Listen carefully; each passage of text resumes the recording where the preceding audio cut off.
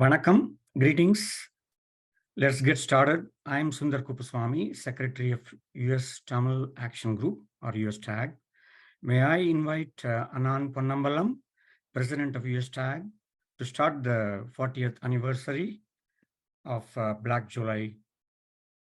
Anand. Thank you. Thank you, Sundar. Vanakkam ellorukum, and welcome to this solemn occasion and meeting. Please excuse bear with my voice. I'm recovering from a recent surgery and my voice has not come back to normal. So I hope you're hearing me reasonably well.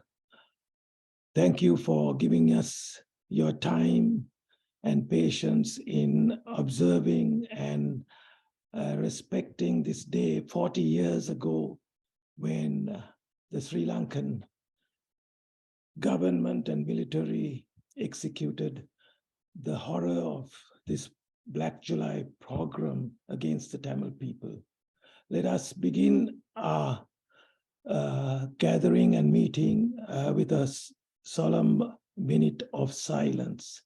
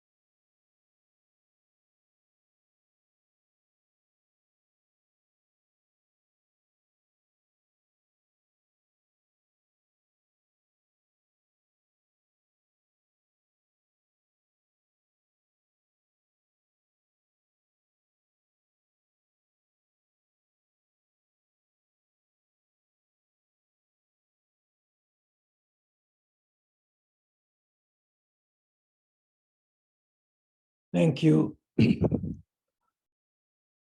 Black July, the pogrom of Black July 1983, 40 years ago, was not a spontaneous uprising by any means. It was a very, very planned and calculated horror that was visited upon all the Tamil people of the country, irrespective of what their positions were or anything. People in the upcountry who suffered a lot, our brothers and sisters in the Malaya areas and all over the country, in addition to the north and east. But this program, prior to this program, there was a build up to it for about 3 months. And it was a watershed event also, because it was the first time that the Sri Lankan government and military experienced a pushback by the Tamil people for the first time. Since 1948, the struggle has been purely non-violent, peaceful, satyagraha, or non-cooperation. And all those struggles that the Tamils had was brutally suppressed. And a few months before 1983, Black July, the government, the younger generation decided to take up arms for the first time in about 35 years of our nonviolent struggle. And that was something that the Sri Lankan authorities never expected. And they immediately promulgated very draconian emergency regulations somewhere around a couple of months before Black July, and established a reign of terror among the youth, because in the north and east, especially in Jaffna, Batticaloa, Ampare, Trincomalee, and so on, that was a beginning. And in that, they rounded up many Tamil youth, incarcerated them in all parts of the country, And then especially the worst horror was the 53 political activists and nonviolent demonstrators. In fact, it included two heads of the Gandhian movement in Bavania, which looked after orphans and so on. Those two people were also incarcerated among the 53 in Velikada prison. And the culmination of all that was the horrific spectacle of the bludgeoning to death of these incarcerated prisoners. And all this was the build-up to when the Tamil youth in Jaffna in July, late July, ambushed military battalion, and 13 soldiers were killed. That was the incendiary that created the immediate backlash throughout the country, and the mayhem that was unleashed on the Tamil people was unbelievable. Over 3,000 people were killed. Many were burned to death. In fact, a busload of people were prevented from leaving their bus and were burnt to death. Many in the hill country had tires garlanded by tires and burnt alive. Over 150,000 people lost their homes and were homeless and went as refugees, were transported to Jaffna, the only place where they felt there could be some security. During this entire mayhem and horror, the mindset of the hierarchy, of the governing hierarchy, was exemplified by the interview that the president of the country, J.R. Jayawardena, had with the UK Telegraph, the Guardian and the Telegraph. And I'll quote his words, word for word, in which it just showed the mentality of the people who unleashed this horror upon the Tamil people. And this was his mentality when 3,000 people were being killed. President Jayawardena said, "I'm not worried about the opinion of the Jaffna people now. Now we cannot think of them, not about their lives or of their opinion about us. The more you put pressure in the north, the happier the Sinhalese people will be here. Really, if I starve the Tamils out, the Sinhala people will be happy." That exemplifies, even to this day, the mindset of the majoritarian Sinhala Buddhist hierarchy.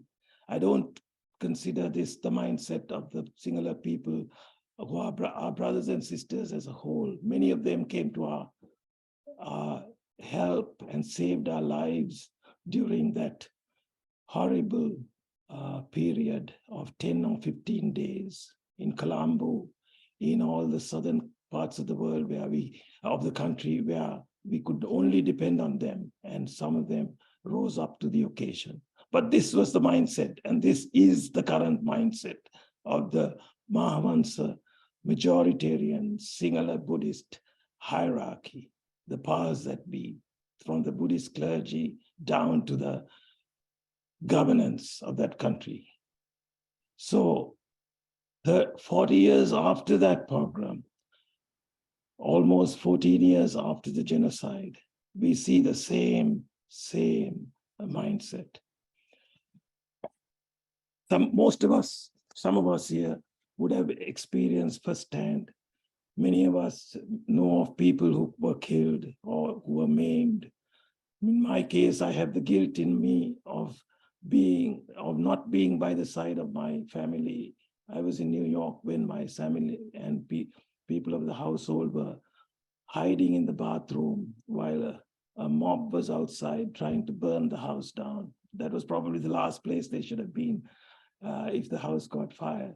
But luckily for us, my family, our neighbor, who was a Sinhalese, very close friend of ours, a professor in the university, Professor Earl de Fonseca, who was able to keep the mob at bay and saying, they were showing the census forms where it said that these people are here, they know that they were Tamils.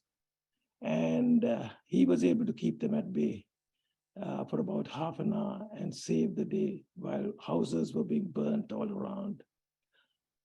So many of us have experiences like that, much more tragic. I was lucky. I was only guilty that I was not there by the side of my family.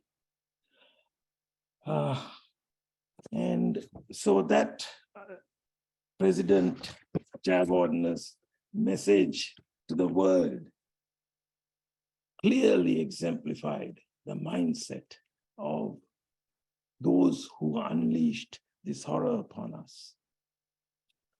Our organizations, US TAG, are continuing to collect all the names and all the details of people who lost their lives. We are not resting. We are commemorating this day mainly in order to say that we not only pay our respects to all those who perished and all those who suffered, but we are not going to accept that they suffered in vain. We are going to find accountability. We are going to find justice and truth. And that is our commitment. So please, one of our people will be sending the details on a chat line. If you have any information of Black July, Pogrom 1983, please send it over. Thank you very much. I will call upon Sundar to continue this meeting, and we trust we will never fail to remember what happened. In the words of a writer and poet, I'd like to end it in my George Santana's statement that he said, "Those who do not remember the past are condemned to repeat it." So let's make sure that we do not allow this or anything like this to be repeated. Thank you. Thank you, Anand. Next, let's watch a short video on Black July.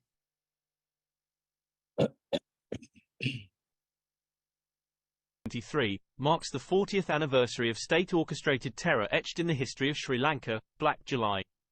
It was a time when violence engulfed the island, as mobs of Sinhalese attacked Tamil people, their homes, and their businesses, leaving a trail of devastation and loss.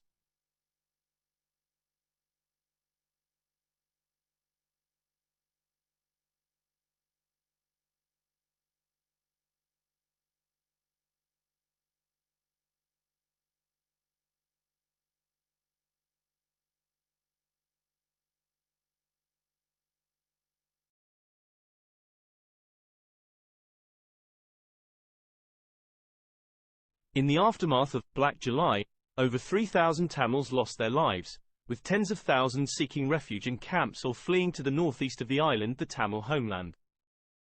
While local newspapers remained subdued in their response, the world watched in horror as the international media reported on the violence and destruction. Foreign tourists visiting Sri Lanka at that time witnessed the unfolding tragedy, providing first-hand accounts of the atrocities. Reports revealed how security forces were complicit, and sometimes even active participants, in the looting and burning of Tamil properties. The massacre of 52 Tamil political prisoners at Welakade prison sent shockwaves through the world. The massacres were carried out over 2 days. They were killed by Sinhalese prisoners convicted of murder, rape, and burglary charges and were handpicked by the warders, who, after plying them with liquor, let them loose on the Tamil political prisoners.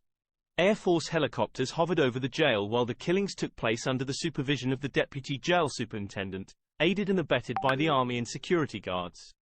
The consequences of Black July were profound. Thousands of Tamils fled the country, becoming a dispersed community and becoming a strong voice in publicizing the ongoing atrocities against the Tamil people in Sri Lanka. Most importantly, Black July marked the beginning of Sri Lanka's devastating 26-year civil war. Many young Tamils, faced with violence and oppression, chose to fight for their rights instead of seeking safety elsewhere. The tragedy also invited the overt intervention of various international actors, seeking to exploit the situation for their strategic interests in the region. Despite the magnitude of the looting, murders, and chaos during Black July, to this day, no one has been convicted for these heinous acts. But why did this pogrom take place? Who was behind it? In the next section, we will attempt to provide answers to these haunting questions. Causes and perpetrators. The violence during Black July has been attributed to a so-called spontaneous backlash by ordinary Sinhalese, supposedly triggered by the killing of 13 Sri Lankan soldiers by the Tamil Tigers. However, evidence points to a different reality. To begin with, the claim that the attack on Tamil civilians was a spontaneous backlash by ordinary Sinhalese was hardly supported by the behavior of several ordinary Sinhalese who risked their lives to save Tamil neighbors and friends from the marauding mobs. The attacks on Tamil homes were eerily systematic, with mobs using electoral lists to locate their targets. The methodical and coordinated manner in which the violence unfolded suggested it was far from a spontaneous outburst. Previous outbreaks of anti-Tamil violence in predominantly Sinhalese areas, with some level of state support, hinted at a pattern that culminated in Black July. Sri Lanka's president at the time, J.R. Jayawardena, made incendiary statements implying further violence by saying, "I am not worried about the opinion of the Jaffna people now. Now we cannot think of them. Not about their lives or of their opinion about us. The more you put pressure in the north, the happier the Sinhalese people will be here. Really, if I starve the Tamils out, the Sinhala people will be happy." This was not unexpected. In 1957, Jayawardena's animosity towards the Tamil people caused him to oppose an arrangement to devolve some autonomy to the Tamil regions.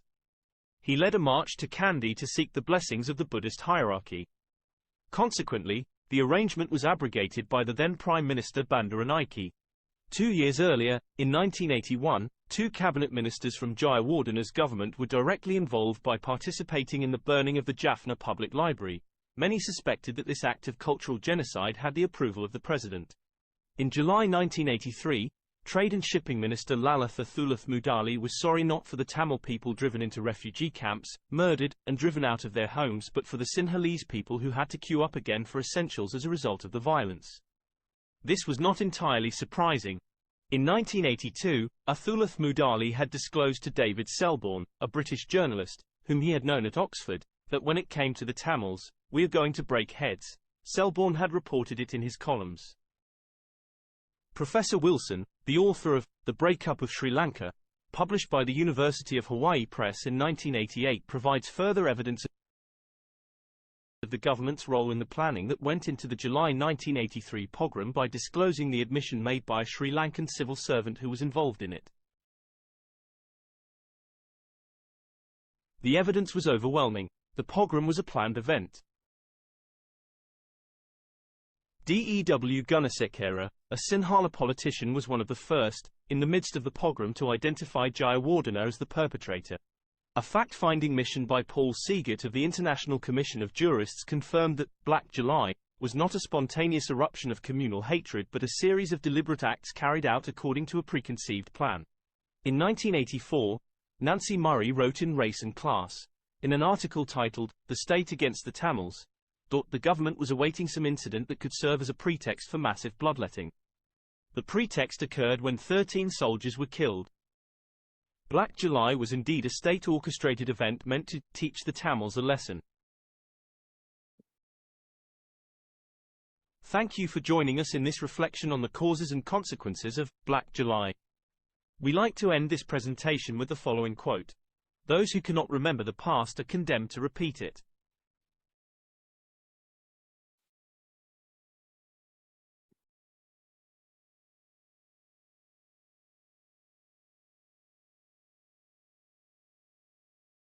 Thank you for the video. Before I call upon the next speaker, I would like to announce the name of the 7 organizations who are jointly conducting this commemoration. First, Federation of Tamil Sangams of North America, FETNA, Ilangai Tamil Sangam, People for Equality and Relief in Lanka, or PEARL, Tamil Americans United, PAC, Transnational Government of Tamil Elam, TGTE, United States Tamil Action Group, US TAG, World Tamil Organization. Next, I call upon Mr. Gopi Ratnam, who was an eyewitness to the Black July and now a part-time journalist. Mr. Ratnam, you can unmute and speak now. Greetings, ladies and gentlemen. I hope you can hear me well. I survived the 1983 genocidal program and can attest to its horror. I was 20 at the time. 8 months prior to this program, I had taken up a job as an office admin in a semi-government company in Colombo. Like every other working day, on July 25th, just a Monday, I went to my office at around 7 a.m. I was told at work that the violence against Tamils has begun and that Tamil businesses and shops are being burned. A couple of hours later, my manager asked me to go home. They gave me a lift in a company vehicle. My way home, I noticed a lot of buildings in the Columbus city area on fire, and a lot of shops were being looted by mobs. The mobs stopped passing vehicles. Fortunately, a vehicle was not stopped by them. For a few days, we were confined in our flat.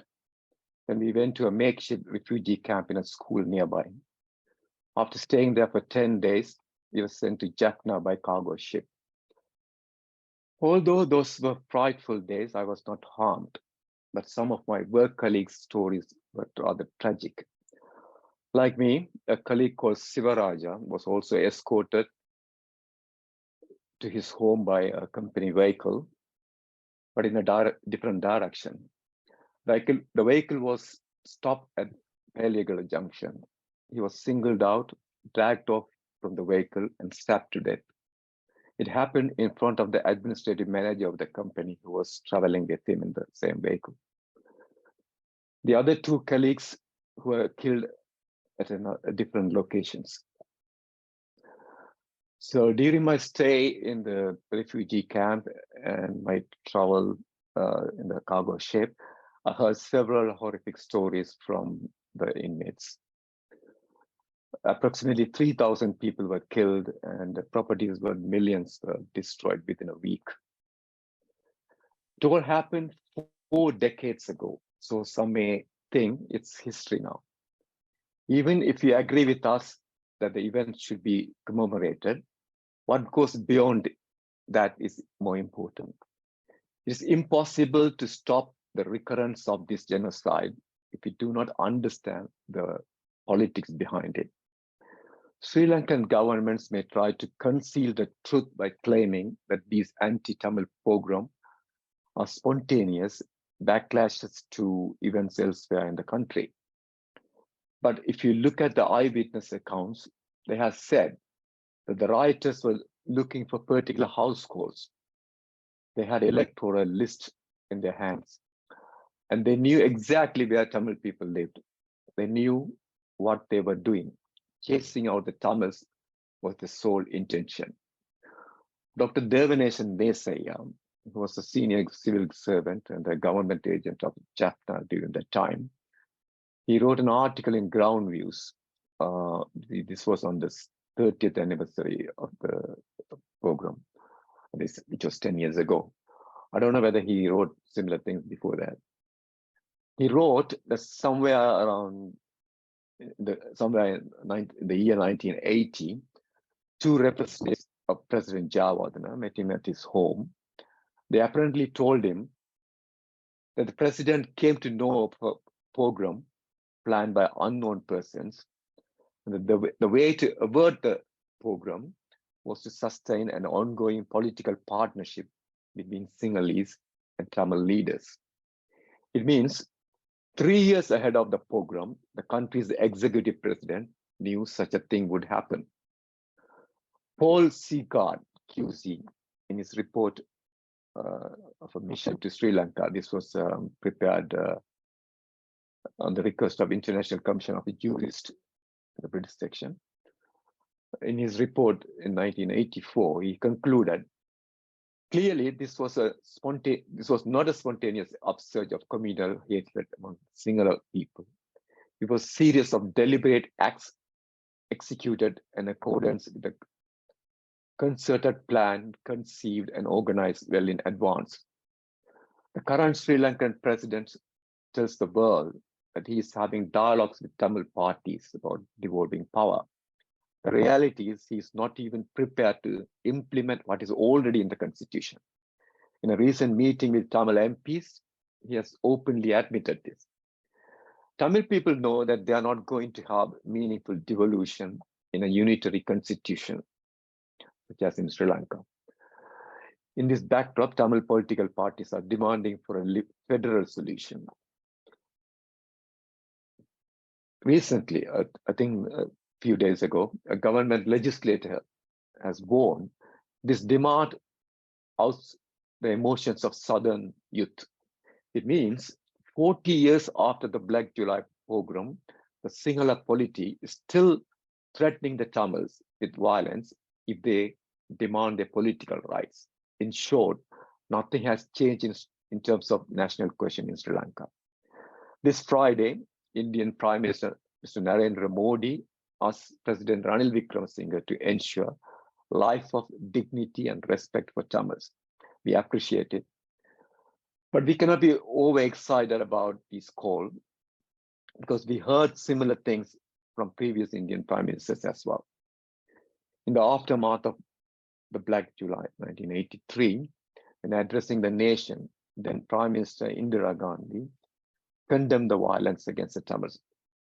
She called it genocide. I think she was the first leader called this as a genocide. She declared that India would help the Tamil people to live with dignity and security. Finally, if you look at the current situation, Sri Lanka is facing severe financial crisis. Without an IMF loan, the European Union's GSP plus concessions, and the financial aid from the major countries, it cannot survive. So we urge the international community, they should take leverage and meet the legitimate demands of Tamils. I thank the opportunity to speak at this event. Thank you. Thank you, Mr. Gopi Ratnam. Our next speaker is Honorable Congressman Bill Johnson, a member of the House of Representatives of the U.S. Congress. He is a consistent champion and co-chair of the House Caucus on Ethnic and Religious Freedom in Sri Lanka. He has visited the north and east of Sri Lanka. Congressman Bill Johnson. Well, thank you and good morning, my friends. I will have to tell you, I continue to be very emotionally moved by the presentation, the video presentation. My heart continues to break for the plight of the Tamil people, and you certainly have my commitment as long as I serve in the U.S. House of Representatives to be a voice for you and to advance your cause. For those of you that do not know me, I'm Congressman Bill Johnson, and I represent the eastern and southeastern part of the state of Ohio in the House of Representatives. And as mentioned, I'm very proud to be the co-chair of the Congressional Caucus on Ethnic and Religious Freedom in Sri Lanka. I want to thank you for inviting me to speak today. Ranjan Manoranjan is a very close friend of mine. I've known him for years, and I appreciate the relationship that we have developed, not only with Ranjan and his family, but with the Tamil community over the years. But I'm especially honored to join you today in commemoration of this 40th anniversary of Black July. As you saw in the video, in July of 1983, the infamous anti-Tamil pogrom occurred, which resulted in the massacre of over 3,000 Tamils, in addition to the looting and destruction of Tamil homes and communities that left, as was mentioned, some 150,000 men, women, and children homeless. That tragic week of government-sponsored violence also contributed to the start of Sri Lanka's decades-long civil war and the ensuing genocide of the Tamil people.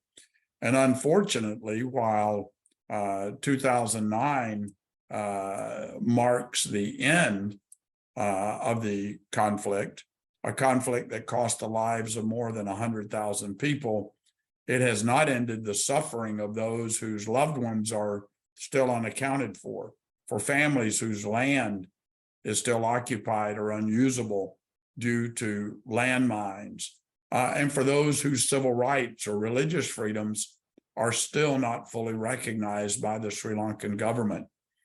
It's also been 1 year since the protests that drove President Rajapaksa to flee the country and resign, yet still, I understand that conditions are not improving for Sri Lanka's minority populations in the north and the east. Civil and human rights are still being violated. Government accountability and transparency have yet to be realized, and many families are still seeking answers and missing loved ones who remain unaccounted for. It remains my sincere hope that one day Sri Lanka will be a unified country, led by a government committed to democratic principles where all its citizens receive equal, fair, and humane treatment under the law. That is not the reality today. And sadly, it won't be the reality while the country is led by a government that refuses to account for past war crimes and refuses to follow through on the promises for transitional justice and accountability made to the international community under the Sirisena government now several years ago. But please, again, be assured, I am committed to using our caucus and my voice in the U.S. House of Representatives to continue raising awareness of these important issues. And I will continue the dialogue with Ambassador Julie Chung and Secretary Blinken to ensure that the United States remains a leader and a partner with the international community in demanding accountability and justice for the victims of past atrocities and upholding of civil and human rights for all Sri Lankans. As we remember those who were lost in the atrocities of the Black July pogrom 40 years ago, please know that you have a friend and an ally here in Congress, and I will forever be that. God bless you, my friends, and I look forward to seeing the rest of the presentation. Thanks for having me today on your program. Thank you, Honorable Congressman, for taking the time during the weekend and speaking on this occasion. We really appreciate that. Our next speaker is, we're going to go through a few more eyewitnesses. The next speaker is going to be Mr. Nathan Ranjan of Philadelphia. Mr. Nathan Ranjan, you can unmute and speak now. Hello, can you hear me? Yes. Hello, Honorable Bill Johnson, distinguished guests, human rights activists, friends. I feel honored to speak to you today as an eyewitness and survivor of the worst communal riots against the Tamil community that took place in Sri Lanka 40 years ago in July 1983. Born in the minority community and growing up as a Tamil in Sri Lanka, I have always experienced discrimination and open hostility. Tamils have our own homeland in northeast of the island and lived happily following our rich culture and traditions. The Tamils have, in the capital city of Colombo, Tamils and majority Sinhalese lived together in harmony for many, many years. English was the main language spoken in Colombo. Many Tamils were prosperous, holding high positions in government and private companies, and owned their own businesses and luxury homes in Colombo. The town of Vellavatha in the metropolitan city of Colombo was the symbol of the Tamil success story. My family lived in a custom-built house in Vellavatta with Sinhalese, Tamils, and Muslims as our neighbors. My father was a government officer, my mother stay-at-home mom. My sister was a lecturer at a prestigious Peradeniya University, my brother an engineer, and I was working in a leading bank. We lived happily until the fateful day in July 1983. Ironically, the Member of Parliament for Vellavatta area, Mr. J.R. Jayawardena from the United National Party, became the first executive president of Sri Lanka. It is ironic because such a Sinhala nationalistic politician rose to power by the votes of the trusting Tamils of Vellavatta. In 1977, after a landslide victory by the United National Party, Second Amendment to the Sri Lanka's new constitution created the executive president, who will be the commander-in-chief, and Mr. J.R. Jayawardena was elected as the first executive president in 1978. In the meantime, after years of oppression of the Tamils by successive Sinhala majority governments and communal riots, Tamil militancy was in full swing in the Northeast, and the J.R. Jayawardena government passed the most repressive legislature called the Prevention of Terrorism Act, with police powers of arbitrary arrest and detention of civilians. The Jayawardena government, in particular, President Jayawardena himself was furious that the Tamil separatist militants were growing by the day, and yet the Tamils in Colombo were enjoying a prosperous life. The Tamils need to be taught a lesson, and the Jayawardena government strongly felt that the Tamils of Colombo must be given a beating. A secret plan was devised. The planners had a problem. Tamils are not visible minorities. They look like the majority Sinhalese. So they devised a plan to secretly distribute the voters list of the Colombo area, which had the exact address of Tamils, to the dark Sinhala mobs.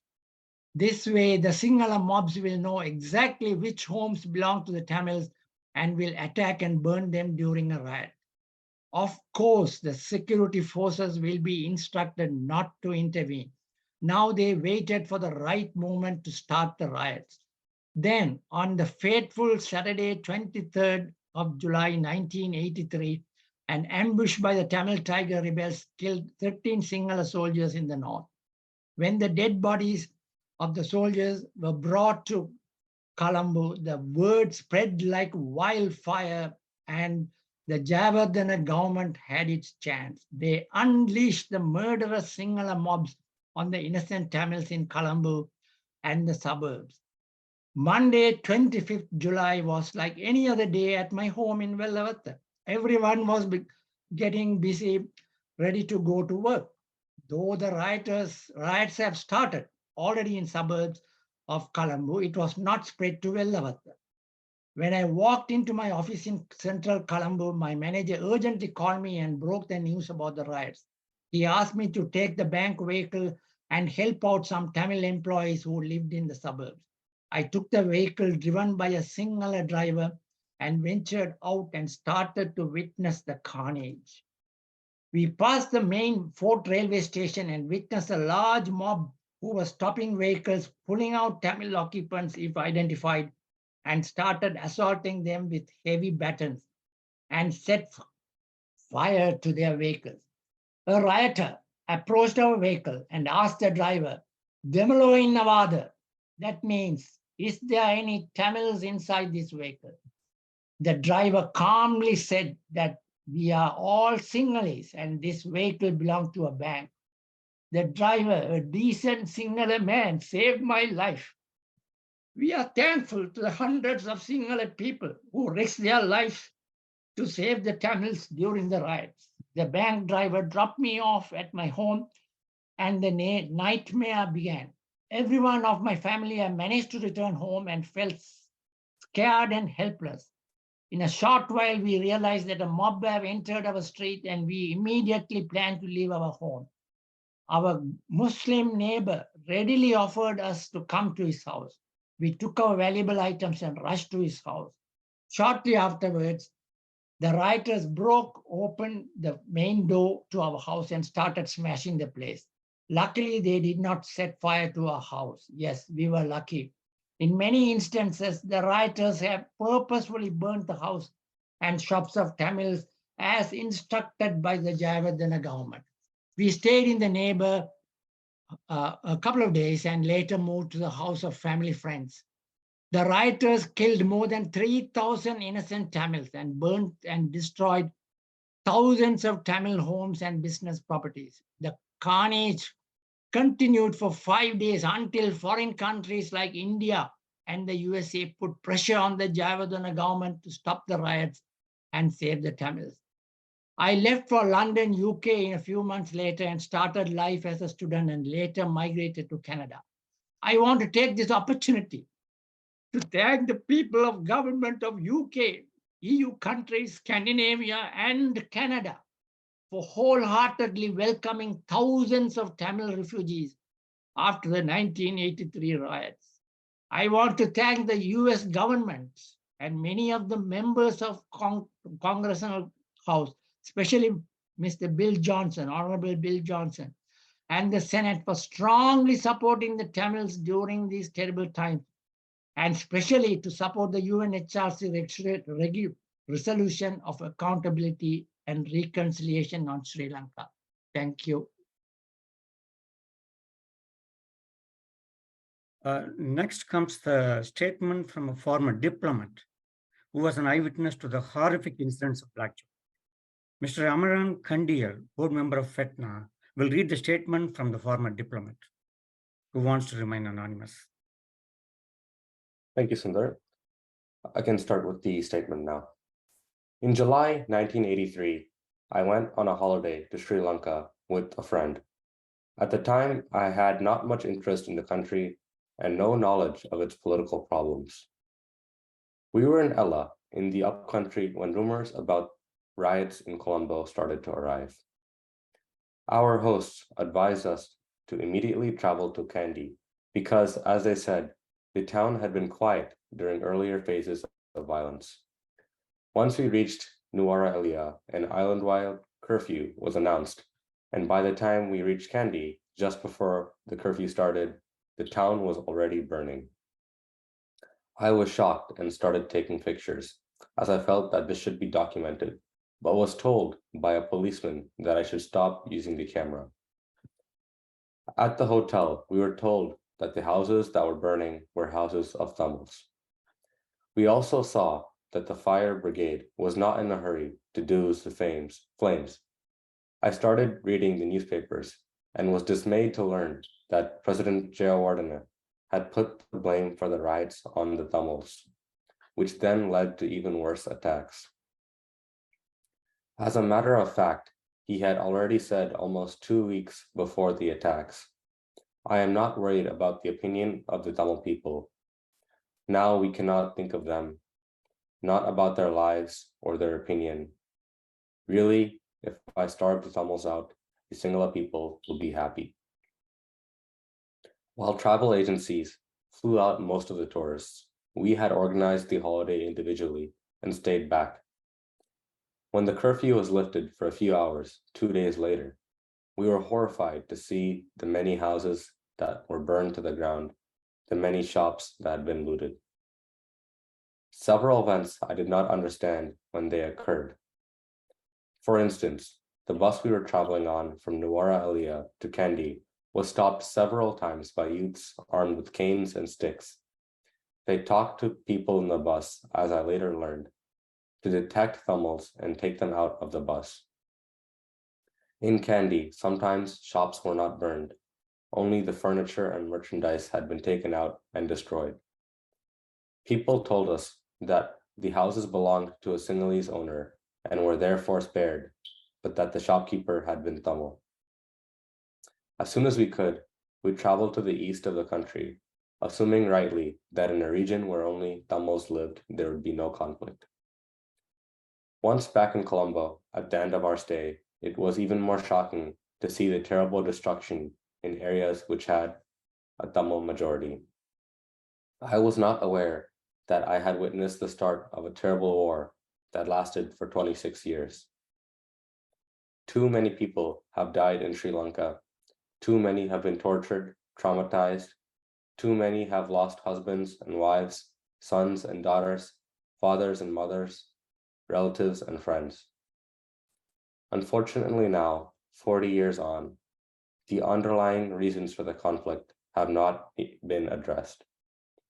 On the contrary, the country is in a deep economic and political crisis that affects everyone. The commemoration of the Black July should serve as a reminder that the international community should do everything possible to assist Sri Lanka to find a solution to its persistent problems and a path to sustainable and long-lasting peace.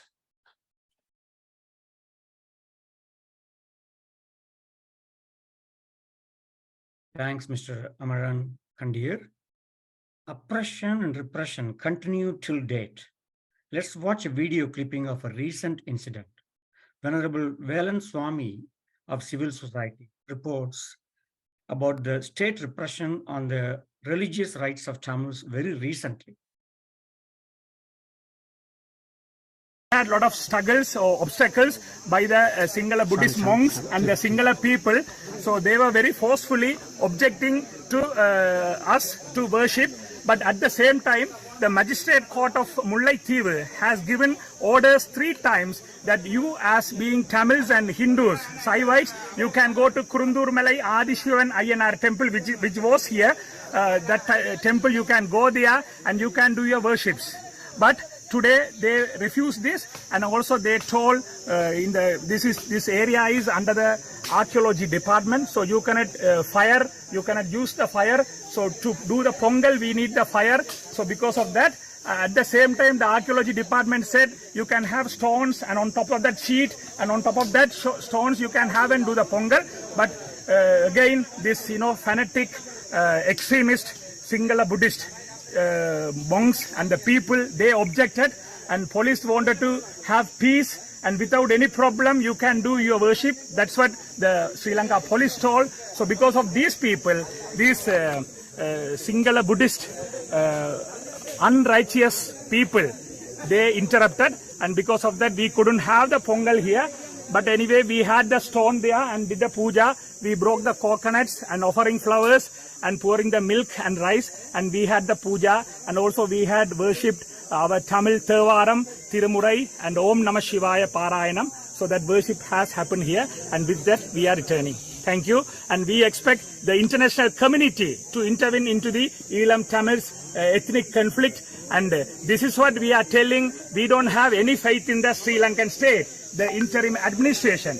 We need the international intervention, and for the Elam Tamils permanent political solution, there should be a referendum conducted and monitored by the international community. That is the one main request for Elam Tamils permanent political solution. Thank you very much. Thank you.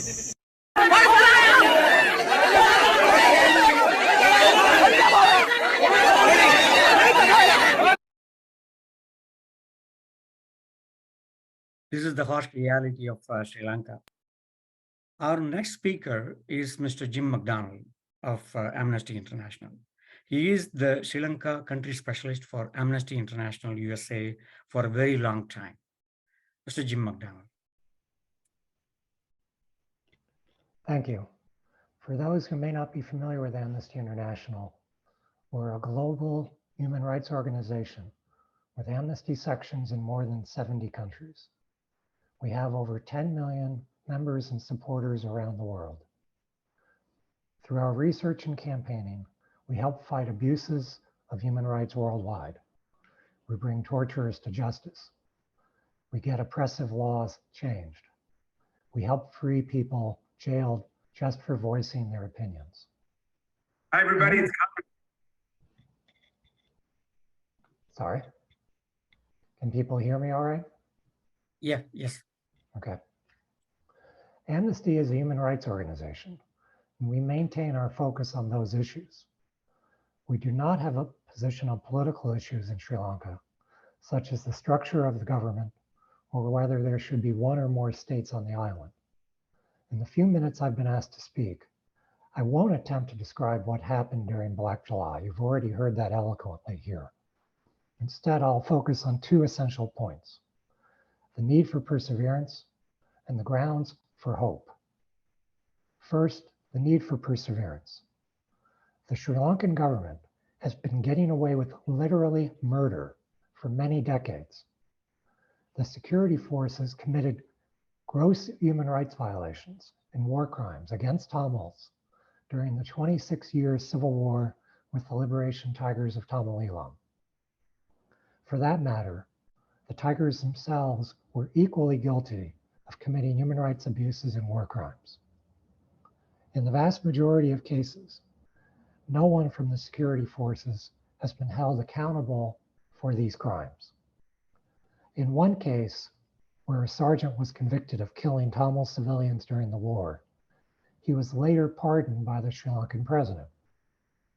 Since the end of the war in 2009, the Sri Lankan government has targeted critics and dissidents from all communities.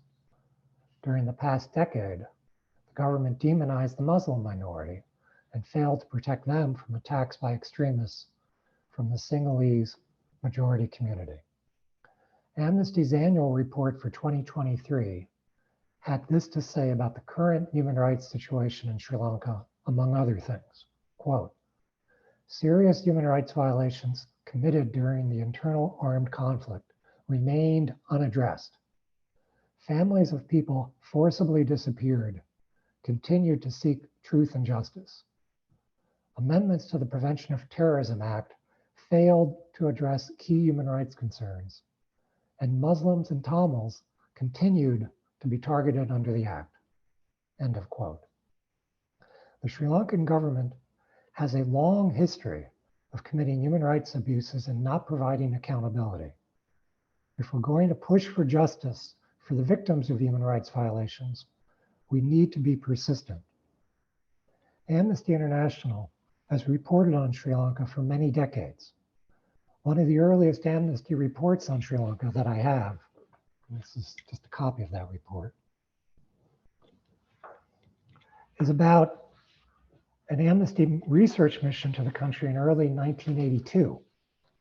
The report was issued in May of 1983. The 1982 research mission by Amnesty found that the Sri Lankan security forces had unlawfully killed Tamil civilians and had arbitrarily arrested, detained, and tortured Tamils under the Prevention of Terrorism Act. This is before, of course, Black July in 1983. Amnesty has continued to campaign since then on Sri Lanka. I'll cite two examples. First, after the war ended in 2009, we called on the Sri Lankan government to unlock the camps in which hundreds of thousands of Tamil civilians had been unlawfully interned since the war's end.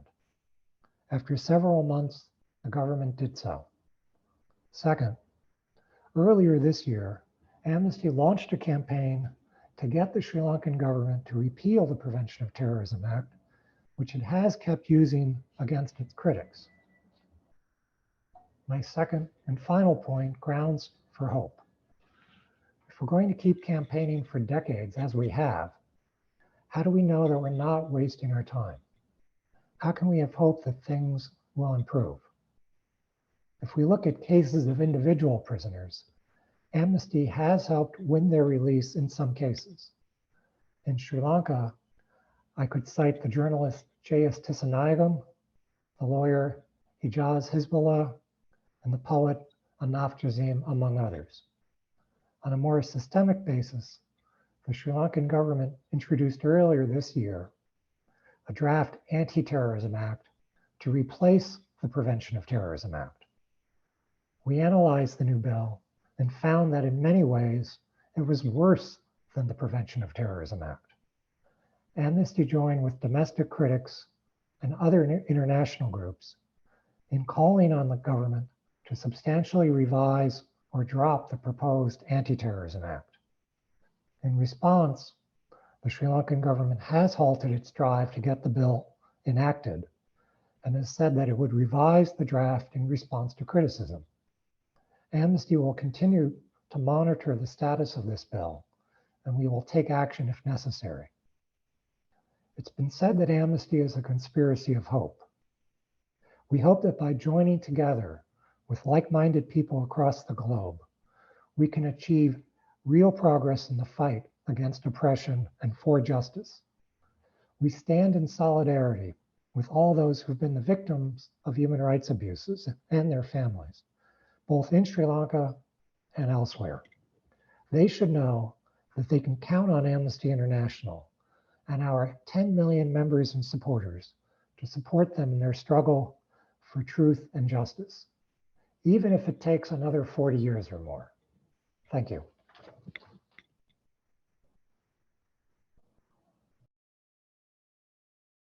Thank you, Mr. Jim McDonald. Our next speaker is one of our own, Honorable Gary Anand Sangari, Member of Parliament of Canada.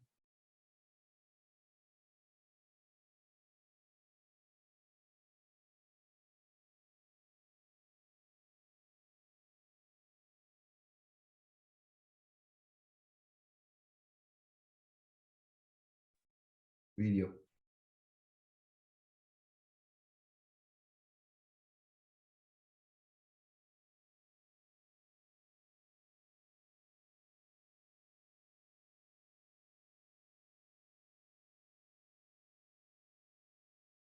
Can we play the video, please? Anand Sangari, I'm the Member of Parliament for Scarborough Rouge Park, and let me begin by thanking all of you that are here today to mark this very important commemoration. 40 years ago, starting the night and early mornings of the 24th of July, mobs were unleashed on the streets of Colombo, where they went door to door, causing havoc and destruction to Tamil people. They destroyed homes, they destroyed businesses, they destroyed lives, and many over the years have left the island. Over 1 million Tamils have been displaced, and they have gone to places like the United States, Canada, and elsewhere. So this is a moment where we actually need to reflect on the last 40 years, the destruction that's taking place, the genocide that's ongoing, and of course, the destruction of the people's lives. An area where Tamils in the north and east of the island can live in peace and dignity, in self-determination, is something that is needed today more than ever. Also needed is accountability. Not a single person has been taken to task for the atrocities committed in 1983 or since. In fact, the current president, Ranil Wickremesinghe, was a minister at the time of Black July, where the anti-Tamil programs took place. And he continues to evade justice. He continues to acknowledge his responsibility in the destruction of the Tamil people and the Tamil lives. As we look forward, we need to be strong and resilient. As a community, we have come far. We have representations at every level of government in Canada. In other places, our voices are growing. And I want to particularly thank my colleagues in Congress, in the Senate, and the United States for their steadfast support of the Tamil nation and their steadfast calls for accountability on the island. As we look forward, we need to be very clear. Without accountability on the island, there will be no peace. There will be no long-term sustainability of the island without those who are held to account being out of government and being held to account for their actions. This is where the international community needs to play a much more pronounced role. On January 10th, the Canadian government imposed sanctions on 4 Sri Lankan nationals, including 2 former presidents. And last year, the Canadian Parliament declared May 18th as Tamil Genocide Remembrance Day and recognized the genocide of Tamils on the island. As we look forward to September session of the UN Human Rights Council, we know that further measures for accountability are coming forth. I want to tell the people on the island, particularly those in the north and east, the Tamil nation, that we will continue to fight. We will continue to struggle and to fight for freedom and justice. We will continue until accountability comes forth, as well as peace on the island. I want to thank all of you who continue to be incredible advocates for the community, and we look forward to working together for a better nation. Thanks to the Congressman, thanks to the Member of Parliament. Our next speaker is Congressman Danny Davis, Honorable Member of the House of Representatives of the U.S. Congress. He is a long-time champion and co-chair of the House Caucus on Ethnic and Religious Freedom in Sri Lanka. He has visited the northeastern province of Sri Lanka after the tsunami. Hello, this is Congressman Danny Davis, and I wish that I could be with you in person. Unfortunately, I can't because my schedule forced me to be someplace else doing something else. So let me share these thoughts and ideas with you. Sri Lanka continues to face numerous economic, governance, geopolitical, supply chain, and especially human rights challenges. When these kinds of issues run rampant through a country, religious and ethnic minorities tend to fare far worse than their fellow countrymen and women. As we reach 40 years since the Black July program against the Tamil people in Sri Lanka, we must understand it was not just a one-time occurrence, but a major event that highlights the series of crimes the Sri Lankan government has committed against its own Tamil people since its independence from the British government in 1948. In the city of Jaffna, the capital of the northeast homelands of the Tamils, militant Tamil youth ambushed and killed 13 occupying Sinhala souls. This resulted in the Sri Lankan government's decision to enforce this program that we now call Black July, where the Sri Lankan government killed over 3,000 Tamils, raped more than 600 women and girls, burned more than 18,000 homes and businesses to the ground, and left more than 150,000 homeless within just a 10-day period. It would be remiss not to mention the Tamil youth who fought for their freedom by standing up to the Sri Lankan state and what happened to them for doing so. The violence continued and the number of Tamil prisoners only continued to grow across the country. With that being said, the sheer brutality of Black July must be remembered, especially the 53 Tamil prisoners who were incarcerated for their protests and were eventually bludgeoned to death for their actions, at least 2 of whom were heads of the Kandyan mission. We must emphasize that these were prejudiced and unjust pogroms, not communal riots, as the media from across the world described it in the past. It was a government-justified persecution of the Tamils' coexistence in the country. To this day, I remain frustrated with the mindset of many within control of the Sri Lankan state that the Tamil nation must disappear. This makes it even more important for all of us to remember Black July and continue to vouch for human rights in Sri Lanka and across the world. I believe that one of Sri Lanka's greatest attributes can be found in its diversity. As we look back upon Black July and the horrors that were committed, I am reminded of a quote by historian Thomas Berry when he states that, and I quote, "The greater the diversity, the greater the perfection," end of quote. Sri Lanka is home to many diverse communities, including its Sinhalese and Tamil populations, and a host of religions ranging from Buddhism and Hinduism to Islam and Christianity. While this diversity has been a source of terror within the country, the forever optimist in me believes that change, reconciliation, and peace are on the horizon for the people of Sri Lanka. I glory in the opportunity to struggle with you.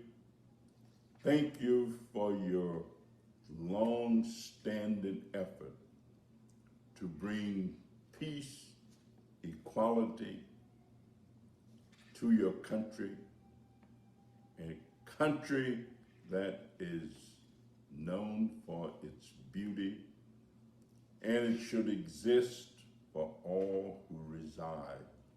I thank you for the opportunity to share this moment with you and wish for you a great day. Have a good one. Thank you. Thank you very much. Thanks to the Congressman for that speech. Next, we will have a pre-recorded video of Congressman Jamie Raskin.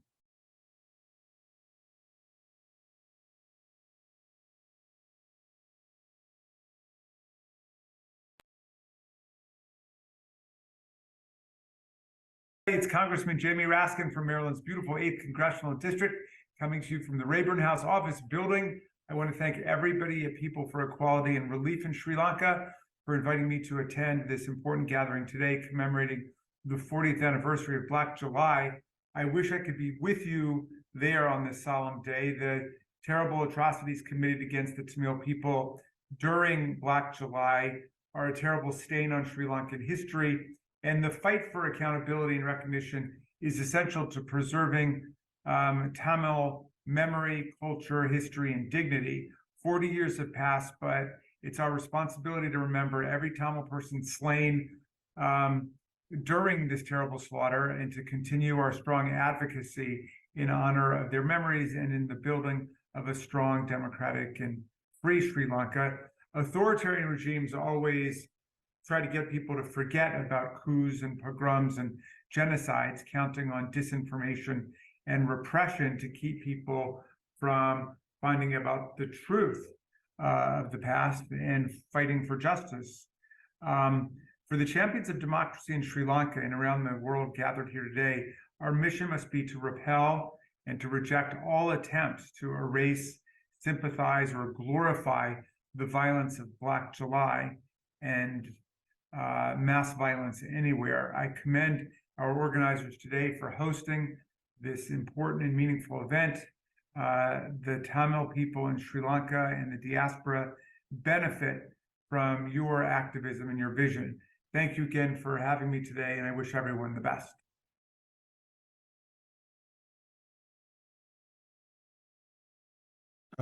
Congresswoman Nicole Malliotakis has issued a statement of support, and Ms. Sindhuja Emmanuel of Ilangai Tamil Sangam will read the statement.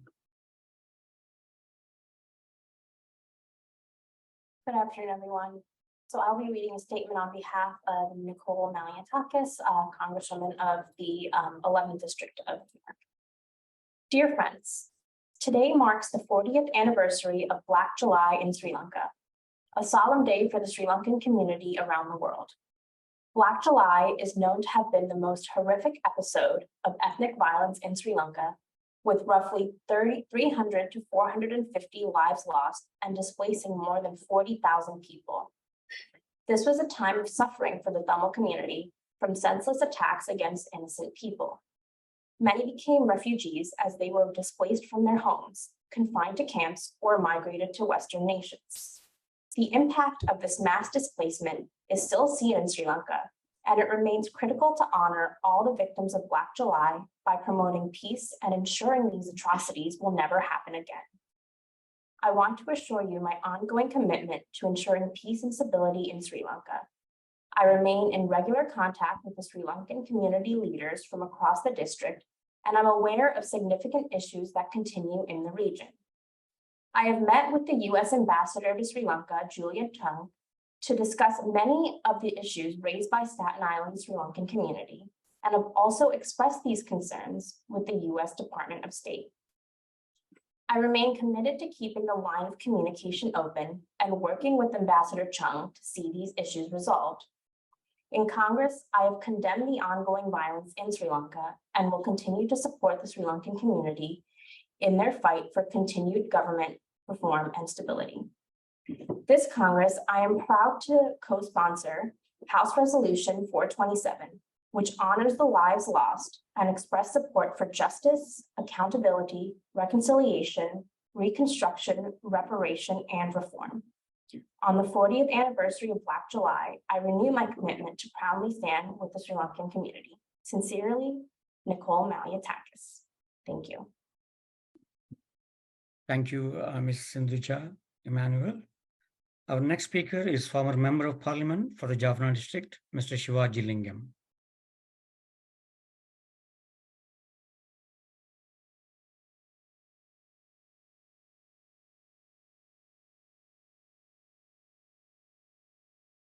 Can you play the video of Mr. Shivaji Lingam?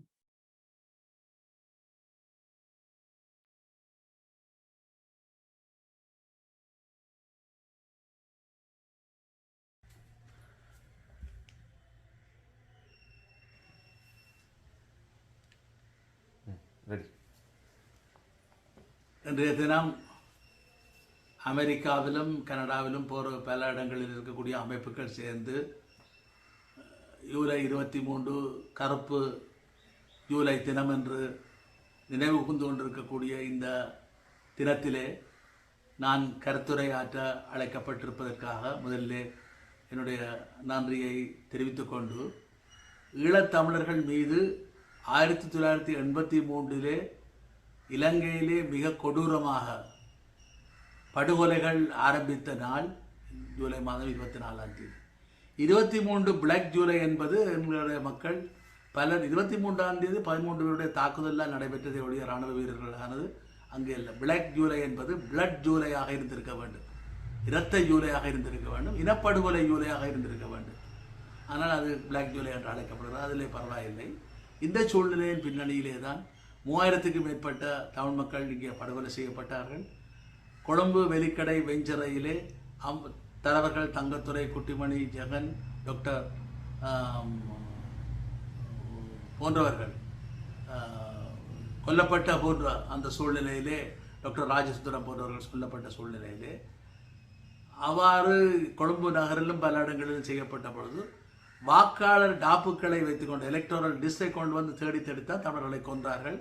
நூற்றுக்கணக்கான பெண்கள் பாலியல் பலாத்காரம் செய்யப்பட்டார்கள், கற்பழிக்கப்பட்டார்கள். ஆயிரக்கணக்கானவர்கள் கொல்லப்பட்டார்கள். 3000க்கும் மேற்பட்டவர்கள் கொல்லப்பட்ட அரசாங்கத்தினுடைய புள்ளிவரம் 5000க்கு மேலே கொல்லப்பட்டார்கள். பல்லாயிரக்கணக்கான வீடுகள் அழிக்கப்பட்டன, கட்டடங்கள் நொறுக்கப்பட்டன. ஆகவே தமிழர்கள் தேடி தேடி அழிக்கப்பட்டது இனப்படுகொலை, ஜெனோசைட். ஆகவே இந்த பின்னணியிலே தான் நாங்கள் இதை பார்க்க வேண்டும். இந்த படுகொலையை அன்றைய இந்திய பிரதமர் அன்னை இந்திரா காந்தி கூட ஜெனோசைட் என்று கூறியிருந்தார். இன்றைக்கு தமிழ் தரப்புகள் பெருமளவிலே எல்லோருமே நாங்கள் ஜெனோசைட் என்று வற்புறுத்தி இருந்தாலும் கனடா நாட்டினுடைய பிரதமர் இப்பொழுது அது ஜெனோசைட் என்று கூறியது எங்கள் எல்லோருக்கும் மகிழ்ச்சிக்குரிய விடயம்.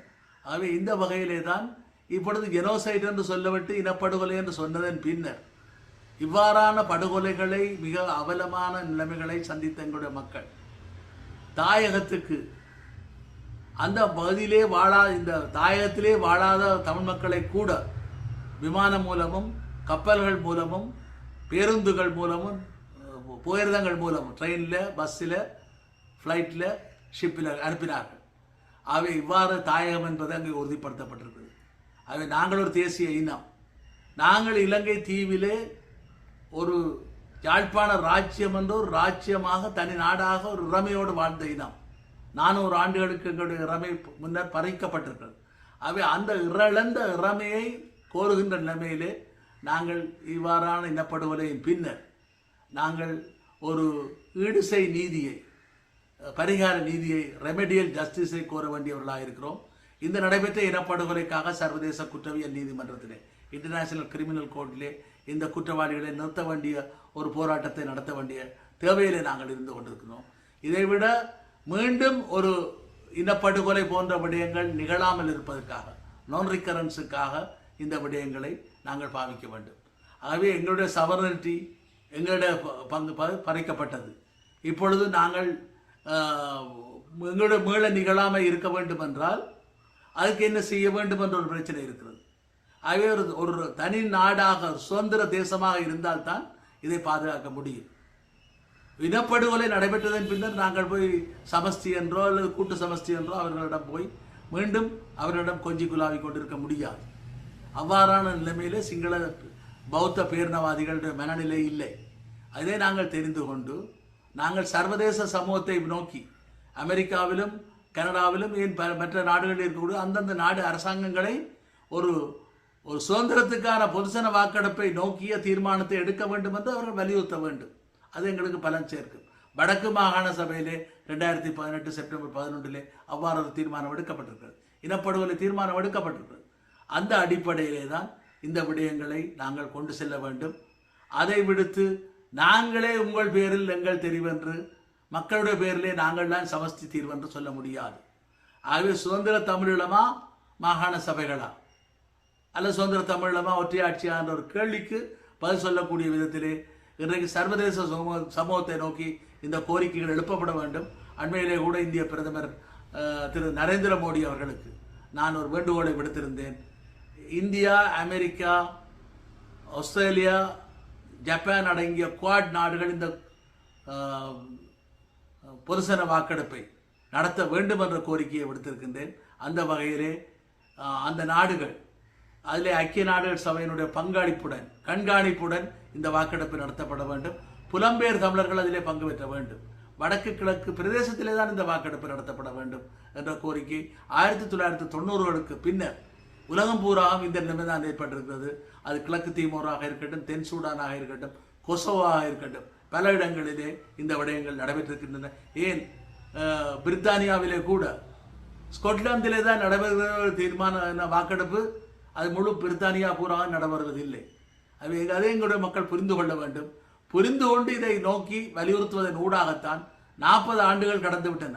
இனப்படுகொலை நடைபெற்று 40 ஆண்டுகள் கடந்த பின்னரும் கூட நாங்கள் எங்களுக்கு விடுதலை கிடைக்கவில்லை என்றால் இனிமேல் ஈழத்தமிழினம் காணாமல் போகக்கூடிய ஒரு அபாயம், பேரபாயம் இருந்து கொண்டிருக்கின்ற காரணத்தால் நாங்கள் இந்த கருப்பு ஜூலை, அதில் பிளட் ஜூலை அல்ல, ஜெனோசைட் ஜூலை என்பதை நாங்கள் சொல்லி இந்த இடத்திலே அந்த கொல்லப்பட்ட அத்தனை மக்களுக்குமான நீதி கிடைப்பதற்கும், இந்த தமிழீழ தேசிய விடுதலை போராட்டத்திலே தங்களுடைய இன்னுயிர்களை ஈந்த 50,000க்கும் மேற்பட்ட மாவீரர்களையும் வீரமறவர்களையும் 1,00,000க்கும் மேற்பட்ட மக்களுக்கு நாங்கள் செலுத்தக்கூடிய உண்மையான அஞ்சலி இந்த பொதுசன வாக்கெடுப்பின் ஊடாக சுதந்திர தமிழீழம் வேண்டுமா இல்லையா என்ற ஒரு வாக்கெடுப்பை நடத்துவதற்கு நோக்கி நாங்கள் அனைவரும் பயணிக்க வேண்டும் என்பதுதான் அறைகூவலாக நாங்கள் உங்களை எல்லோரையும் பார்த்து நான் விடுக்க விரும்புகின்றேன். நன்றி, வணக்கம். Thanks to Honorable former MP. Before we go on to the next speaker, I would like to summarize some of the ideas that former MP raised in his speech. He revisited the horrors of Black July, and he also mentioned about how the former Prime Minister of India, Mrs. Indira Gandhi, termed Black July as really a genocide of Tamils. And of course, the genocide resolution was also done by the Northern Provincial Council, the elected Northern Provincial Council later on. The Honorable MP wants remedial justice for the Tamil nation. He wants an independence referendum for the Tamil nation, and he has even sent a request to Prime Minister of India recently with copies to the leaders of the Quad. He would like to include all the diaspora Tamils in the independence referendum, thanks to his excellent speech. Our next speaker is Ms. Renuga Imbakumar, Executive Member of Tamil Diaspora Alliance. She is joining us from Australia. Ms. Renuga Imbakumar. Vanakkam. I apologize for my voice as I have lost it due to a recent refugee rally that I attended today. But before I begin the speech, I'll start by acknowledging the traditional custodians of the land that I'm standing on. This is stolen Aboriginal land. Sovereignty was never ceded and always was and always will be Aboriginal land. We pay our respects to elders past, present, and emerging, and recognize that Australia was founded on the genocide and dispossession of First Nations people. 40 years since 1983, 40 years since one of the acts of genocide was inflicted on our people. And now here we are facing the same violence as a different form. But 75 years later, since 1948, we've been forced to be victims of the Sri Lankan state and the complicity of nation states, allowing a genocidal state to function from the use of ensuring that Elam Tamils are wiped from the face of the earth. When I am asked about Black July and what the month makes me feel, I am reminded of the painful memories my mother carries, being that last year she stayed in her homeland. She was forced to flee, knowing what fell after would be months of attacks against Elam Tamils. In 1983, it was the last time she felt the soil of her land under her feet. Elam Tamils were forced to watch on as many of our brothers and sisters were slashed, burnt to the ground, and raped. We are haunted by the photos of seeing our women with ripped stomachs and unborn babies of Tamil Elam killed next to them. Yet this was ignored. Viewing Black July 1983 carried all the aspects of genocide, seen with mobs carrying voter registration lists, providing who was Elam Tamil, and the Sri Lankan state allowing these attacks to be carried out.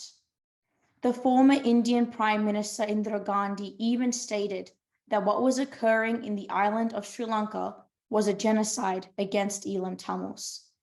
The Sri Lankan state have carefully manipulated the international society that Black July was carried out due to LTT's attacks. However, it must be spread even now that the pogrom began before and was not a spontaneous violent act towards Elam Tamils. It was premeditated. Whilst understanding the years from 1948 to 2023, the acts of the megalomaniac Sri Lankan state have provided me the understanding that their actions were well calculated.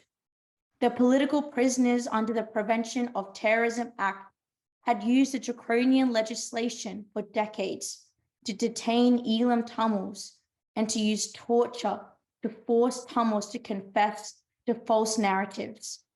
There are political prisoners who are being slowly released after being trialed to be kept in jail for 200 years. But still, there are many left not knowing what their fate is. The PTA was made before Black July pogrom, and to this day, it is in effect. There are human rights organizations such as the Human Rights Watch commenting on the expectations to change this law. However, Sri Lanka is using their power to ignore and also hide their truth away from the world. We as Elam Tamils must reject President Ranil's policy towards the north and his neglect actions towards the eastern province. His actions are for the betterment of genocide and not for our Elam Tamils. Whilst we do mourn the death of the over 4,000 Elam Tamils, we must also ensure that death is not in vain and there is justice. We must also know that the year of 2023 is the 75 years of ongoing genocide. And now we have seen the mass graves opening up the lies from the Sri Lankan state. The graves has unraveled years of silence.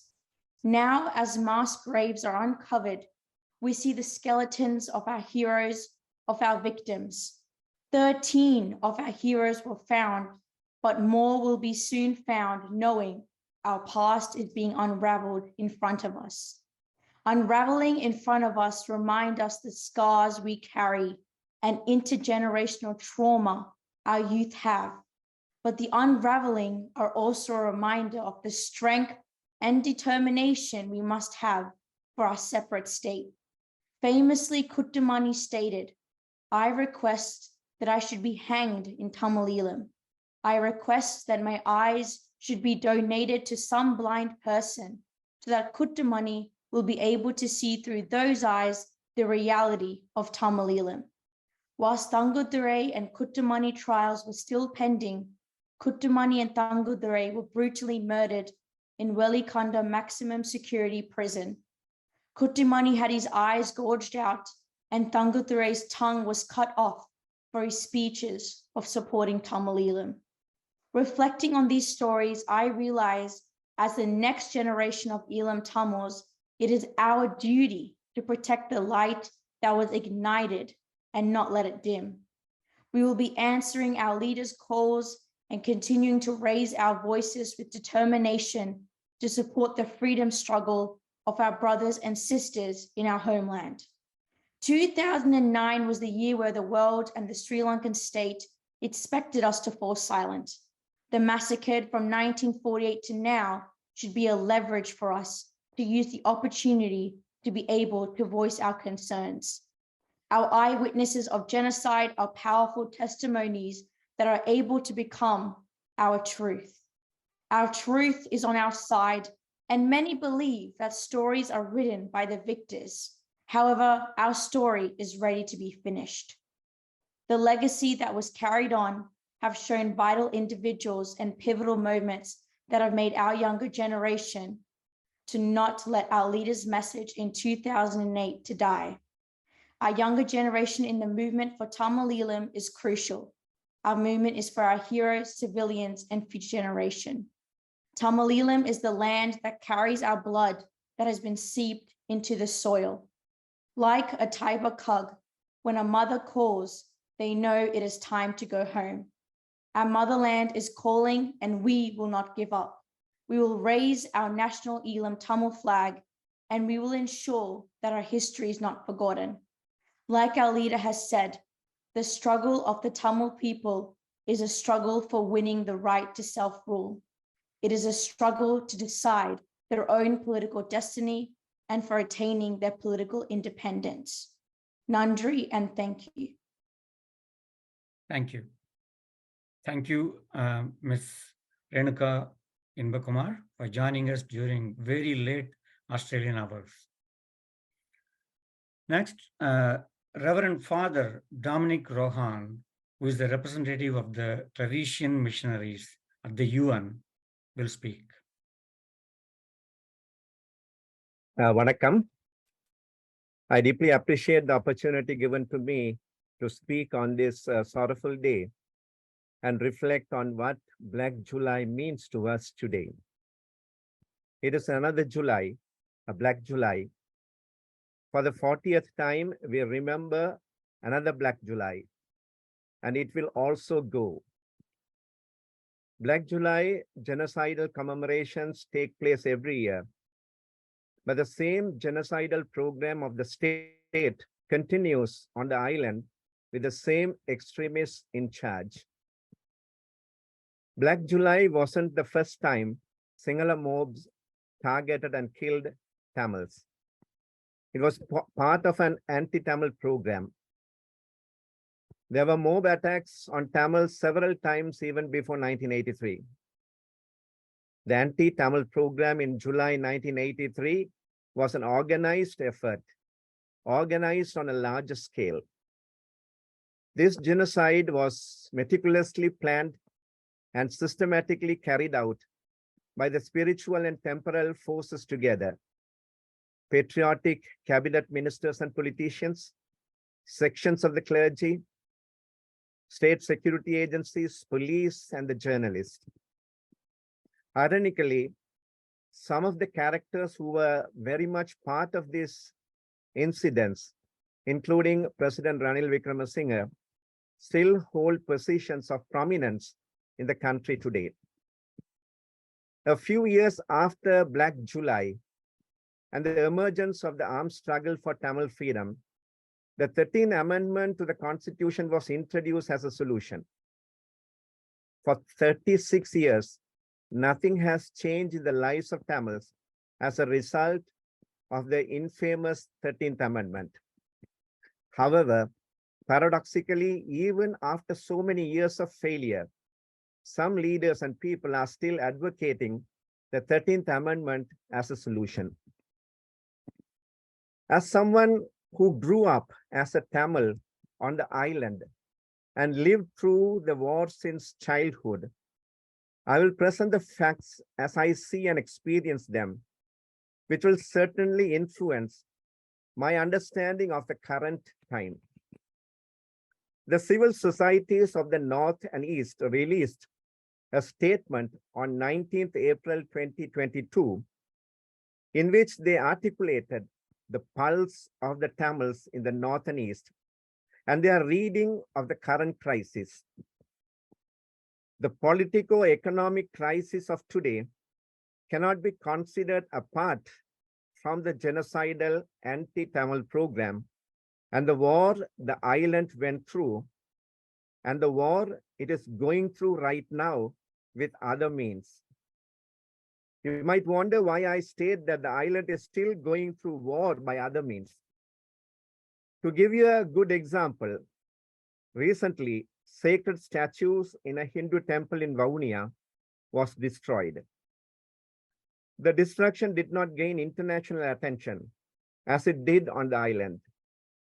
A moment ago, we have also watched the video sent by Velan Swamigal about the latest situation in Kuruntur Malai. Again, these incidents cannot be treated in isolation, rather as a part of a bigger project of Sinhala Buddhist irredentism, especially after May 2009. Militarization, Sinhala Buddhization have been converted into weapons and unleashed in the North and East.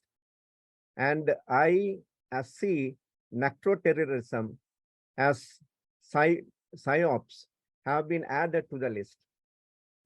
Destruction of Hindu temples on which Buddhist temples are built is not a new phenomenon on the island. And this strategy has been used as a tool to prove the monogenesis of the majoritarian Sinhala Buddhist cultural identity. Politico-economic crisis in the island is as a result of protracted war, and without addressing the root cause of the conflict, will further abate the country into political economic turmoil. As a Tamil who lived through the history of armed resistance, evolving from the suppression of non-violent resistance, the Sinhala state criminalized the Tamil resistance while calling it a war on terrorism. It was a state that unleashed decades of genocidal violence against the Tamils, culminating in Mullivaikkal in 2009. Accountability for the crime of genocide committed on the Tamils by the state is not pursued, and the Sinhala collective psyche will never betray the heroism of the military. The Sinhala protesters last year have felt the pinch of what it means to be arrested under Prevention of Terrorism Act, though they went through a milder version of what the Tamils had been through since its introduction in 1979. and also the experience of dissent being criminalized. It is unfortunate that those negotiating and discussing a permanent solution to the Tamil national issue have only the implementation of the 13th Amendment in their hand, which has been miserably failed to produce any positive outcomes. While the Sri Lankan state continues its anti-Tamil program systematically on a large scale. This commemoration event demands that the plurinational nature of the island should be respected and enshrined in the Constitution, while ensuring the Tamils constitute a distinct people with an inalienable right to self-determination. As a result of current situation, we are at a historic turning point where the people can re-establish sovereignty that belongs exclusively to them. Thank you. Thank you, Father. Mr. Ben Kumar Morris is the campaign director of the Sri Lanka Campaign for Peace and Justice. He has shared his pre-recorded video.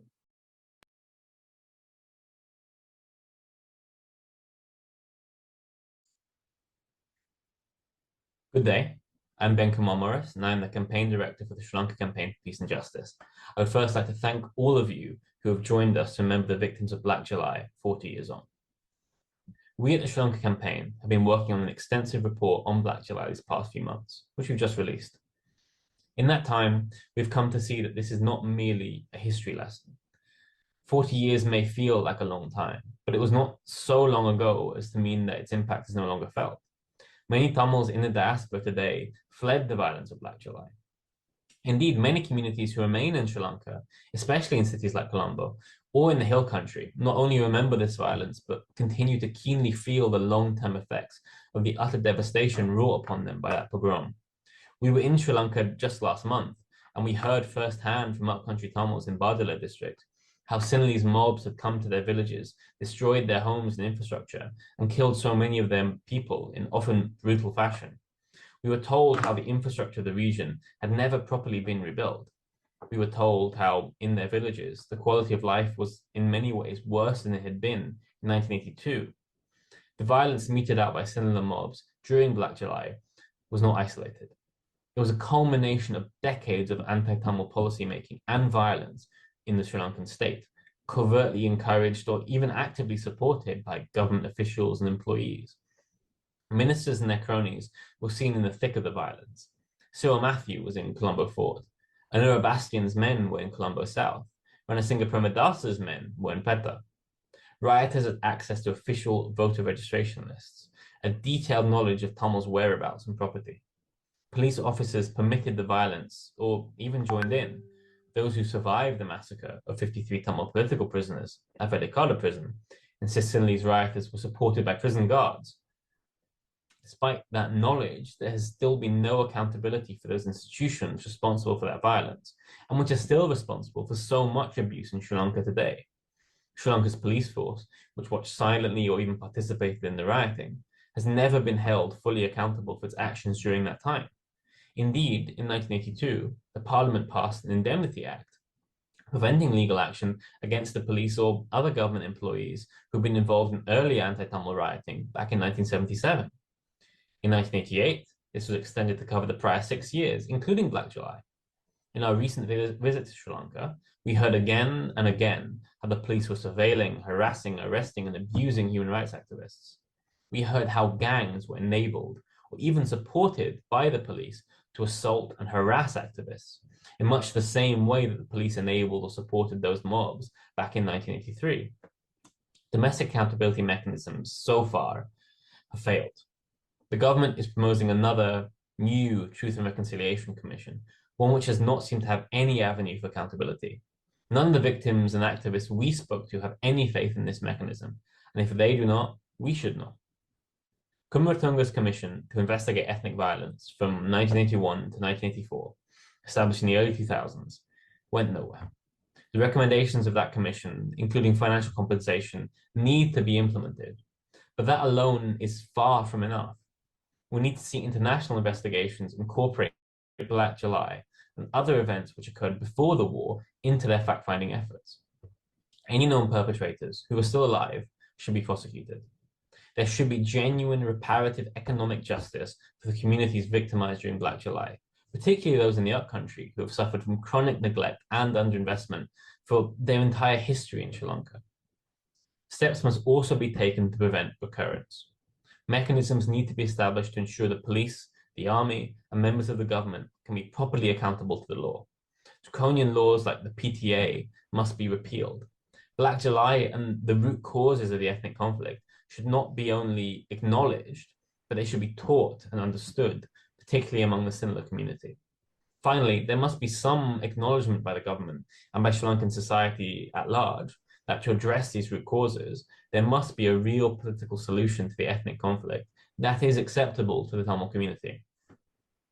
None of these measures, of course, can ever be sufficient accountability for Black July. It's too late to give justice to all those who died, to all those who suffered. Too much time has passed. But that does not mean it is too late to give any justice. That does not mean that Black July should be forgotten or that it should be reduced to a mere history lesson. It is something which cannot be solved, cannot be undone, cannot be made right, but it can still, in part, be addressed, and meaningfully so. Members of the international community can still make it clear that justice must be pursued for all mass atrocity crimes committed in Sri Lanka, including those of Black July. The window of accountability may seem like it is closing, but is not yet shut. Thank you. Thanks to Mr. Ben Kumar Maris. Our next speaker is Ms. Anushani. She's an activist. Ms. Anushani. Vanakkam. Thank you for inviting me to speak at this event. As Sri Lanka continues to reject notions of truth and accountability and continues to criminalize memorialization, Adayalam Center for Policy Research believes that documentation to preserve victim witness testimonies of atrocity crimes throughout the armed conflict is vital. A commemoration that was happening in Colombo is being disrupted by the state armed forces as we speak. Even after 40 years, the Sri Lankan state does not even have the basic decency or understanding about the importance of commemoration, let alone the importance of justice or acknowledgement of the crimes that were committed by them. At a time when our memories and even our beliefs and ideologies are on the brink of criminalization, and honoring these memories increasingly become difficult back home, the most important and radical thing that we could all be doing as a community is to remember these stories, retell them, document them, analyze them, and pass it on to the next generations to hold on. As an organization that works on the ground with people every day, Adayalam hopes that one day the memories and the documentation does not only stay as a symbol of resistance, but also becomes the means for an accountability process where one day we can hold the perpetrators accountable. Adayalam for the past 5 years have been collecting testimonial evidence of first-hand survivors in Sri Lanka, Canada, and UK of crimes committed during the period between 1977 and 83. Most of these testimonies are of Black July and the aftermath of violence that continued throughout the Tamil areas across Sri Lanka, but there are so many testimonies of riots starting from 1958. Some of the people we spoke to have witnessed or survived not one, but multiple riots. We have used the International Protocol on the Documentation and Investigation of Sexual Violence in Conflict for this documentation to ensure the testimonies are on a legally admissible standard of documentation, as we are focusing on crimes that could amount to crimes against humanity. We are so grateful for those who spoke to us, particularly those who never shared their stories for over 35 years, but decided to share now. We are so grateful for those who were children during the riots and women who had to relive the horrible accounts of destruction of homes, businesses, identity, community, rape, and violence, not only at the hands of the state, but also at the hands of the neighbors and community they trusted and lived with. We have heard so many stories of Sinhalese being the saviors, even though it is the Sinhala state that committed these crimes against Tamils, and continue to commit more crimes with the power vested in them through the votes of Sinhala people. We have documented stories of those who were given shelter at their Sinhala neighbors and taken advantage of their vulnerability. It is important we continue to acknowledge the truth and to keep everyone accountable, no matter how difficult it is. It is also important that we create an indisputable record of historical atrocity crimes that occurred during the beginning of the Sri Lankan armed conflict in the long-term accountability process. I also want to acknowledge the Malayaha Tamil community, who are also the victims of most of the riots, but are not always included in the conversations. Almost half of the testimonies I collected in Sri Lanka are from Malayaha Tamil community, and it is important that we acknowledge the experiences and grievances, as we are connected by history and violence in more than many ways. I also acknowledge the trust that was extended to us from Malayaha Tamils to document their stories.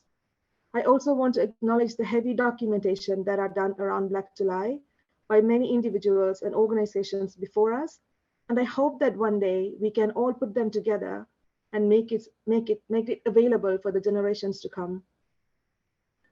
40 years of carrying painful memories of violence and destruction of the community as we know it cannot be easy on individuals or the community as a whole. As the next generation of activists, we see people passing away with only their memories and not justice. In the past 2 years, I had gone to the funerals of 3 people we collected testimonies from. This is why spaces like this are important, to hold the memories close and to honor it along with the people we've lost. But we also have equal responsibility to tirelessly make efforts to interpret the memories into means for accountability. I wanted to end this with showing you a few pages of a graphic novel we created from the testimonies we collected, but I will save it for another day considering the time restriction. The novel is meant to be a small educational material for the young people to learn about Black July. Unfortunately, we could not release the novel and the legal report today as we planned to, but we are working on releasing the books in all 3 languages in the next few months. I hope we have your support when we do. I hope everyone who've done documentation around atrocity crimes have the support of you. Thank you for the time, Nandri. Thank you, Ms. Anshani. Our next speaker would be Ms.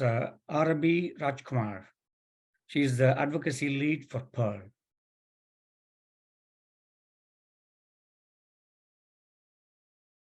Arabi, you can unmute yourself and talk.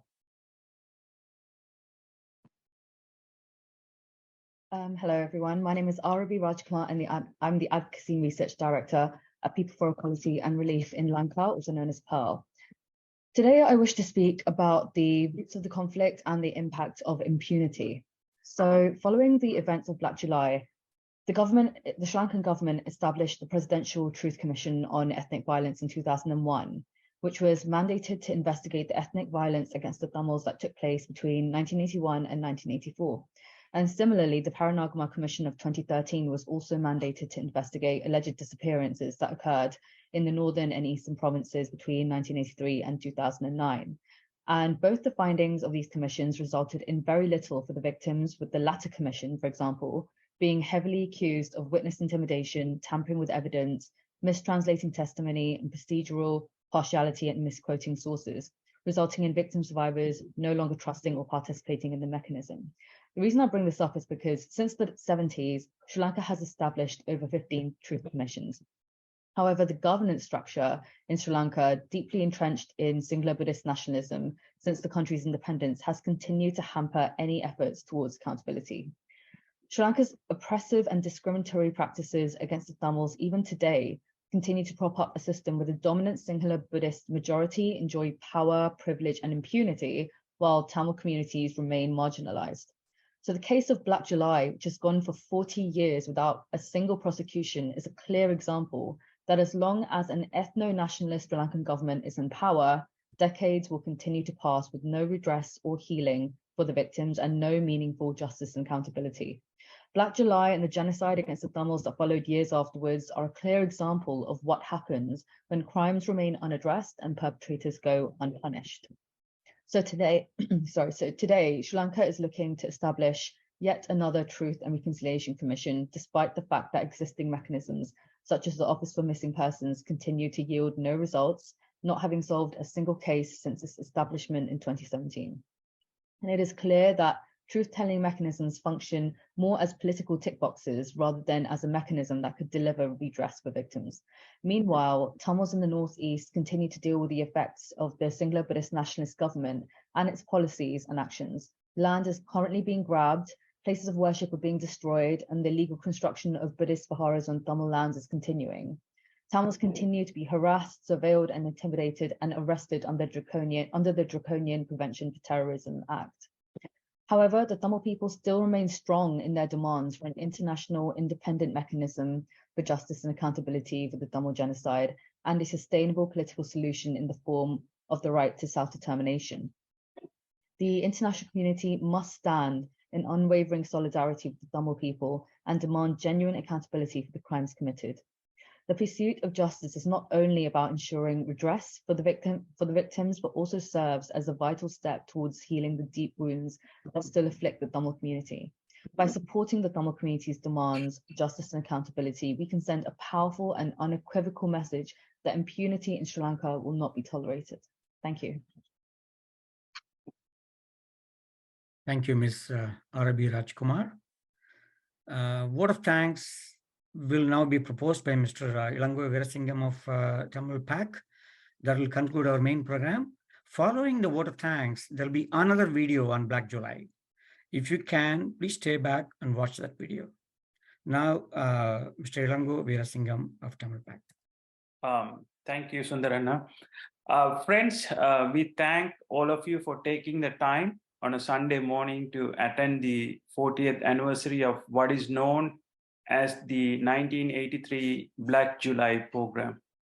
Special thanks to all the congressional leaders, Representative Bill Johnson, Representative Danny Davis, Representative Nicole Maliatakis, Canadian parliamentarian Gary Anandasangari, and Tamil leaders and activists from the Tamil homeland, and not to forget all the organizers of the event who worked behind the scene.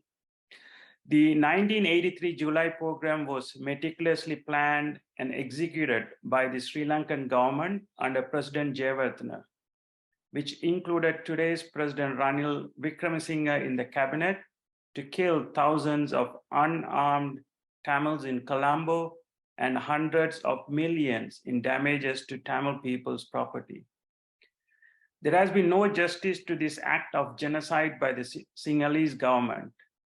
We, the Tamil Americans, know deep within our heart that the only way to stop the continual genocide of Tamils in Sri Lanka is by holding the Sri Lankan Sinhalese government and the leaders to be accountable through an international investigative process that will lead to justice at a global court like ICJ.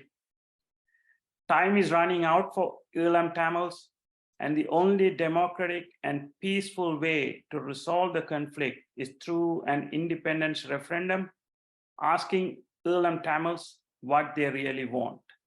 The solution cannot be thrust upon Eelam Tamils with the 6th Amendment to the Sri Lankan Constitution, violating the free speech of Eelam Tamils. Let us remove this draconian law and ask them what they want. Also on this day, we Eelam Tamils remember the sacrifices of our freedom fighters who laid their life in search of truth, justice, and freedom, and also the innocent lives of all the Eelam Tamils who lost due to the Tamil genocide by the Sri Lankan government. Last but not least, an important note to all Tamil Americans: please call your congressional representatives to support the House Resolution 427, which requests the American government to refer Sri Lanka to ICC and to conduct a referendum among Eelam Tamils to decide their own destiny. Thanks again for your time today. Nandri and Vanakkam. Thank you, Mr. Ilango Veerasingam. Next comes the Black July video by Mr. Somi Dharan. That video will go on for about 17 minutes. If you can, stay back and watch that. Thank you.